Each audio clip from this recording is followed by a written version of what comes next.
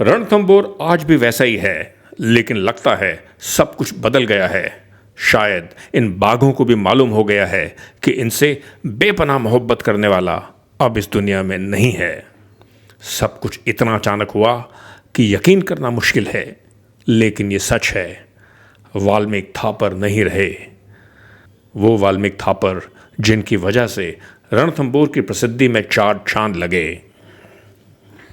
मशहूर wild life विशेषज्ञ, लेखक, डॉक्यूमेंट्री फिल्म मेकर क्या कुछ नहीं थे वाल्मीकि थापर। पिछले 30 सालों से वो रणथंभौर के पर्याय बन चुके थे। उनके बिना रणथंभौर की कल्पना करना ही मुश्किल था। रणथंभौर के बाघ तो उनके दिलो दिमाग में बस गए थे। 25 से ज़्यादा उन्होंने किताबें लिखी यहाँ की वाइल्ड लाइफ पर। इनके टाइटल्स देखकर ही पता चल जाता है कि कितने करीब थे वो इन जंगलों के। ज़रा देखिए।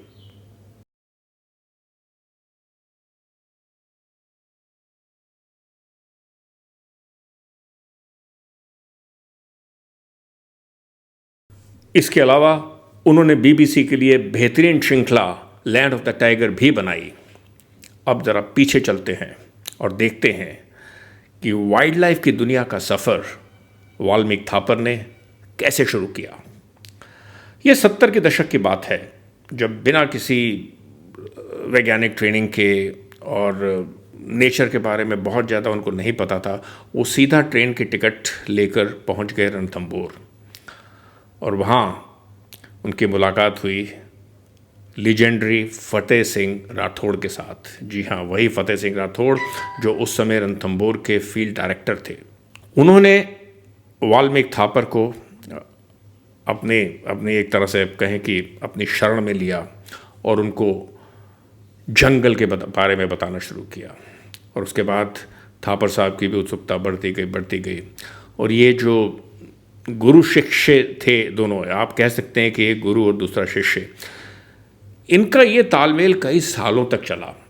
और फिर इस दौरान धीरे धीरे थापर साहब में जंगल के प्रति एक इंटरेस्ट बढ़ता गया, उनमें एक जागृति भी आती गई। फिर उन्होंने किताबें लिखनी शुरू करी, वाइल्ड लाइफ को, यहाँ के जानवरों को और ख़ासकर बाघों को करीब से देखना शुरू किया।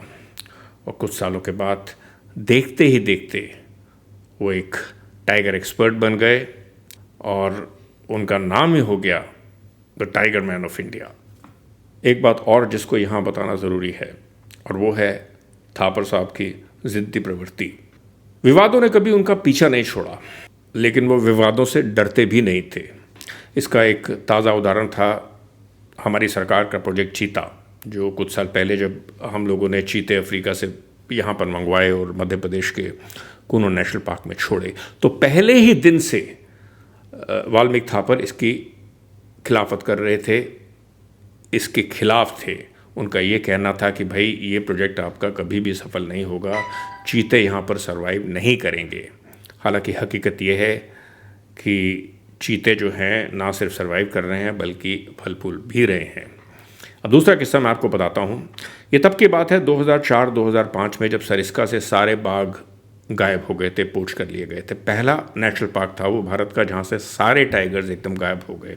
उसके बाद क्या था, उस समय यूपीए की सरकार थी और प्रधानमंत्री मनमोहन सिंह के निर्देश पर एक टाइगर टास्क फोर्स बनाई गई, जिसका एक एजेंडा ये था कि भाई वो कुछ इस तरह के सुझाव दे कि जो हमारे दूसरे नेशनल पार्क हैं भारत के, वहाँ पर सरिस्का जैसी स्थिति फिर ना आए।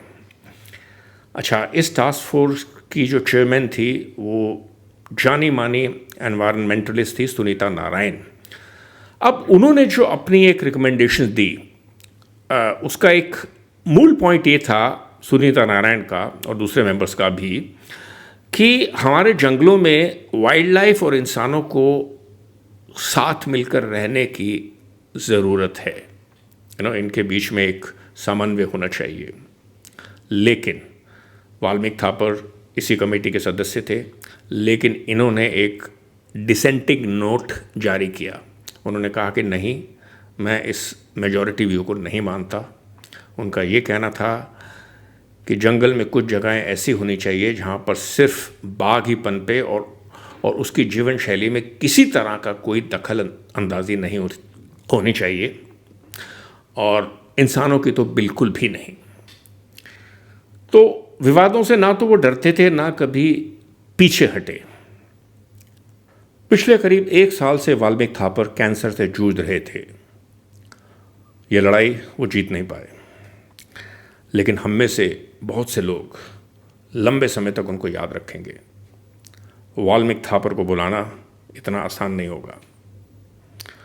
तो दोस्तों, ये था टाइगर्स एंड बियॉन्ड का आज का एपिसोड। मिलता हूँ आपसे जल्दी ही एक नए एपिसोड के साथ।